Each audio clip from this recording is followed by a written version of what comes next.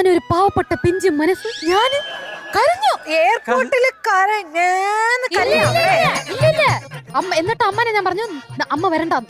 എന്നിട്ട് ഞാൻ പറഞ്ഞു അമ്മ പറഞ്ഞു ഞാൻ വരില്ല, നിന്നെ പോലെ ഒരാളുടെ കൂടെ വരുമോ അങ്ങനെ പറഞ്ഞ അമ്മ തിട്ടിട്ട് അങ്ങനെ ഞാൻ കരഞ്ഞു ഒരുമാതിരി. എയർപോർട്ടില് ഈ ജീൻസ് പടത്തിലെ ഐശ്വര്യ എന്ന് പറഞ്ഞ് പ്രശാന്തിനെ ആലോചിച്ച് കരയില്ലേ, എനിക്ക് അതോടെ ശോകമായ ഒരു പാട്ട് ബാക്ക്ഗ്രൗണ്ടിൽ ഓടി. ഞാൻ എന്റെ ചേച്ചി വിളിച്ച് അമ്മ ഇങ്ങനെ പറഞ്ഞു, അമ്മ ഒന്ന് കാണുവാ ശിവാംഗി ഇവിടെ നിന്ന് കരഞ്ഞപ്പോ പലരും ശിവാംഗിയുടെ ഫോട്ടോ എടുക്കാനൊക്കെ വന്നിട്ടുണ്ട്.